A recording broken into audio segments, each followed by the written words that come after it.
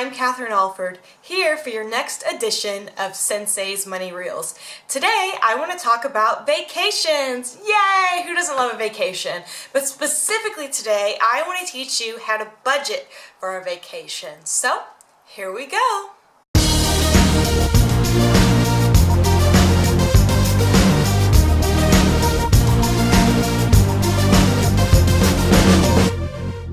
So as I film this video, I am actually on vacation right now. I am filming this video from Norway, and I am actually on a month-long trip with my family, and we're spending some time together before my husband starts residency in July.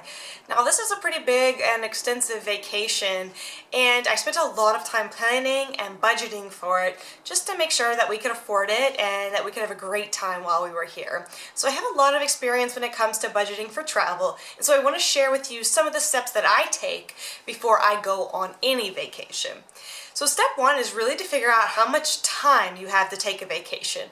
If you only get 4 days off of work, it's really probably not a good idea to go all the way to Europe. But if you have 2 weeks, or if you have some flexibility, or you're self-employed and you can work while you travel like I'm doing right now, sometimes you can afford to go for a little bit longer. But once you know how many days you have to travel, then you can really start to figure out where you want to go and how you want to start your budget.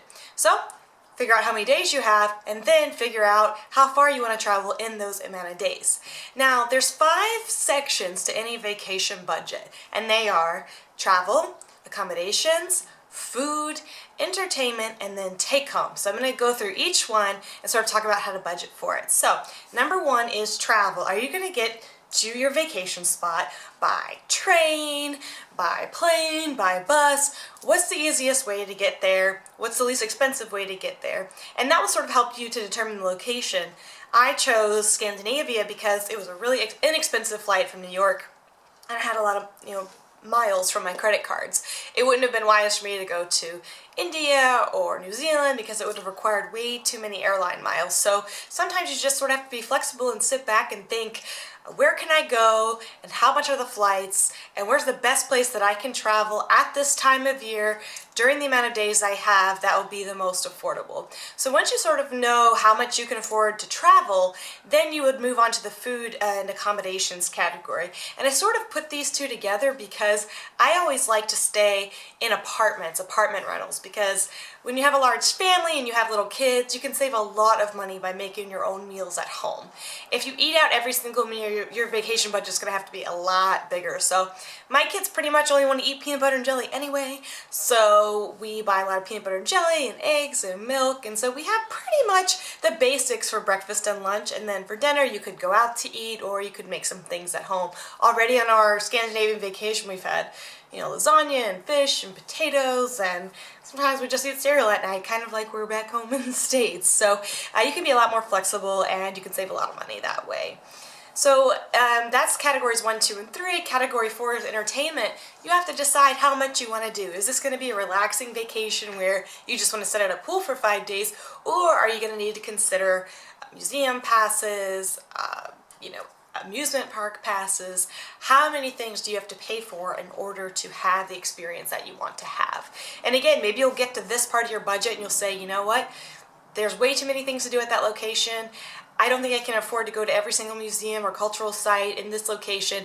This is maybe a trip we're going to have to take 5 years down the road, so maybe this summer we'll go do something a little bit smaller or something a little bit closer to home. So as you go through the categories, you can sort of determine if you can afford it.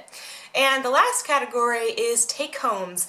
I love to buy art when I travel. If you come to my house, you'll see even if it's a little postcard or a little watercolor or even some bigger pieces, I always like to pick up something when I travel. So you have to sort of factor that in. You can't expect to go to a new place and not bring anything home at all. A lot of people like to buy little trinkets and things for their families or their nieces and nephews, so that's definitely something you want to factor in. You never know when you travel and you're going to come across something gorgeous and amazing and that you want to put in your home to remember your travels, and you want to make sure you have a little bit of money set aside for that. So Those are the 5 categories for any vacation budget. Sit down, think about how much time you have, where you want to go through the 5 categories. If you're like me, you can do this for multiple locations. So you can say, hey, if I want to go to New York City, this is how much it would cost for the kind of hotel I want or the kind of experience I want.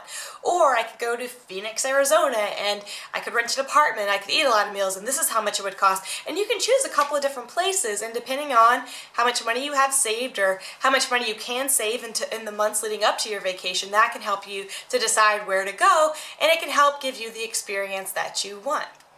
Alright, I hope this helps when it comes to setting up a vacation budget. It's always a great idea to budget before vacation because you never want to be surprised by your credit card bill when you get home. It's just not fun. It kind of ruins all the relaxing feelings you had on vacation. So plan a budget. Let your budget help lead you to find the perfect spot to enjoy your vacation with your family. And I hope this helps you to have a great time on your next vacation. Okay, that's it for this edition of CentSai's Money Rules. Join us next time and visit us anytime online at CentSai.com. Bye.